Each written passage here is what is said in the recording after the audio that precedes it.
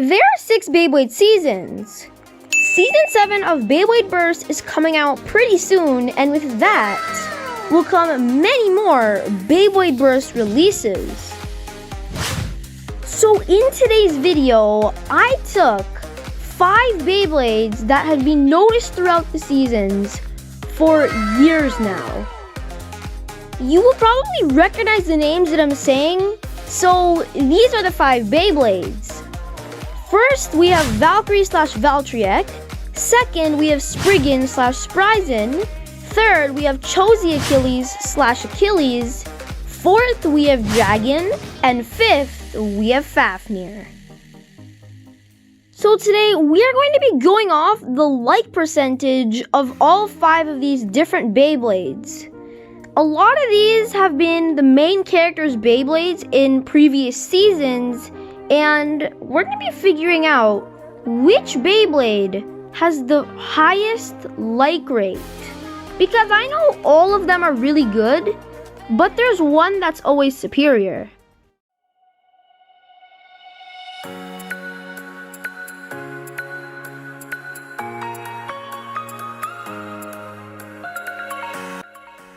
The first Beyblade that we have is Valkryrie / Valkryie. Now, Valkryie / Valkryie is this insane attack type which can attack very heavily in an insane manner. Basically, this Beyblade had this character in the animation called Valkryie, and this bond between the blader and the Beyblade made the Beyblade so strong in real life and in the animation. Of course, the bond in the anime was much better. But in real life, this Beyblade has made so many Beyblades fly out the stadium. It has made so many Beyblades burst and stop spinning immediately. Not to mention, but literally, Valkryie and Valkryie / Valkryrie actually had 2 chances to up their skill game in Beyblade Burst Evolution, because they actually had 2 times the amount of battles any other character, I think, because they've had 2 seasons. First of all, in a ton of previous other seasons, honestly, there's always been a new main character, I think. And in Beyblade Burst and in Beyblade Burst Evolution, Valkryie and Valkryie were the 2 main characters.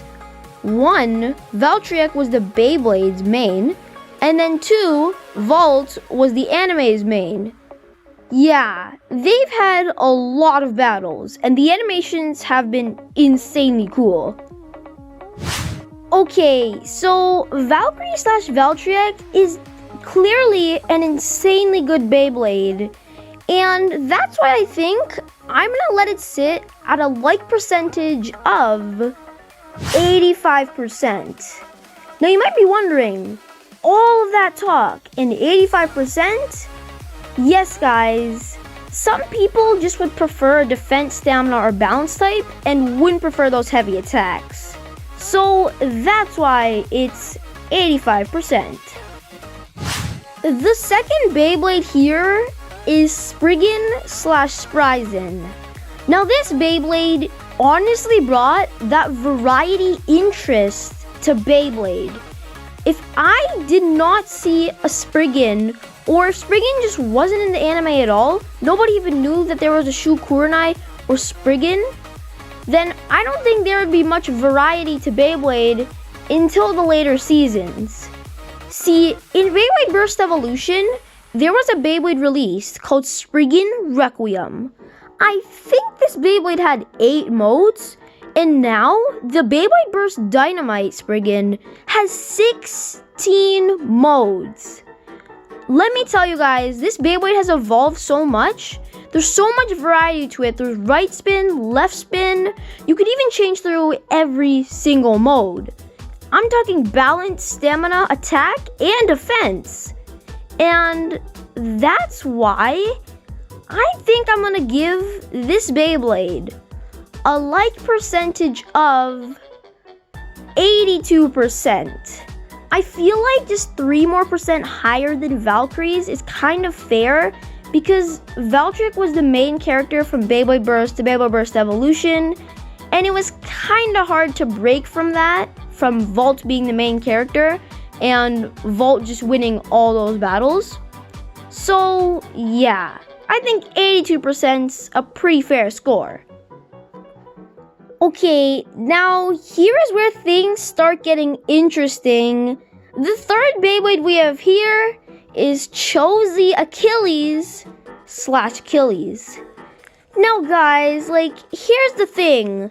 I'm more of a Spriggan fan, but let me tell you, I've battled an Achilles Beyblade before, and they are insane in the stadium. They move around in their own unique way, spreading burst finishes everywhere and hitting hard. And this is where the Achilles Beyblades started to really rise up. It was kind of in the mid-peak of Beyblade Burst Turbo, kind of like in the middle episodes, I'd say around episode 35. That's where Achilles just started to get super strong, mainly when it got to Turbo Achilles / Chhoz Achilles. Everything started to get very, very powerful for Achilles, especially Iger, who's the owner of Achilles. Honestly, guys, this Beyblade also had so many modes too. I'm pretty sure it had this tip called Dimension Dash Turbo Achilles, which is, I think it's the world record for how many modes could be on a driver. I think it beats Spriggan, honestly, because you can turn it and go to this low mode attack, a high attack mode or something, guys. I'm not too sure about this, but the Dimension Dash driver definitely has a lot of modes. And Achilles has won many battles in the anime, and that's why I'm gonna let it sit at a percentage of around 80%. I do still think that the Spriggans took over just a little bit. Now, when it comes to an exciting anime, I would say that at number 4, the Dragon Beyblades really took my attention. So, the Dragon Beyblades were not just like any Beyblade. I don't think the like percentage was that high. I would say that the releases weren't that good. I really would have thought that they do quality over quantity in that season, because Shu Kornai didn't come back, and I think that they replaced him with Delta Zakuro. I just think for some reason that Delta Zakuro kind of seems like Shu Kornai. So basically, Dante Koryu, the owner of the Dragon Beyblades, got 4 evolutions in Beyblade Burst Rise. First it was Ace Dragon, then he moved on to a defense type Rock Dragon, then after that he moved on to a defense type, a stamina type actually, Glyph Dragon, then it was Command Dragon. And guys, they definitely did quantity over quality for this, because I don't think Rock, Glyph, and Ace Dragon were the best kind of Beyblades in the season. I think Command Dragon was one of the best, but then again, he'd have to compete with like Royal Genesis or something. But guys, the Dragon Beyblades were okay in real life. The anime, they were super cool. I think it was just a really good anime in general. But in real life, the performance wasn't that good. And that's what it all kind of comes down to after the season is done. So I think this Beyblade deserves a like percentage of 70%. Yeah, guys, I don't think this Beyblade was that liked. I think it was just Beyblade Burst. And then, of course, Beyblade Burst Sparking came out, and Tempest Dragon was there. But yeah, guys, I think 70% is a pretty fair rating for this. Don't get me wrong, guys. I like all these Beyblades, especially the one coming in at number 5, which is Luinor. Yes, guys, there's not even really that much to say about this Beyblade. I think almost everybody set this as an S tier Beyblade because of its intense attacks. Do you guys remember Rage Luinor? Yes, guys, that Beyblade would slice through everything. It's definitely a competitor to Valkryrie, and this Beyblade was definitely liked a lot. Now, I don't know if it's higher than Valkryrie, but it might be higher than Spriggan. I'm not too sure yet, because Luinor, the owner of Luinor, actually was one of the strongest bladers ever, and not was, still is. They brought so many funny jokes to the anime, and it just made the anime such a better experience to watch. So I'm gonna have to give the like percentage of Luinor 81%, guys. I think it's just above Achilles by 1, and just lower Spriggan by 1 too.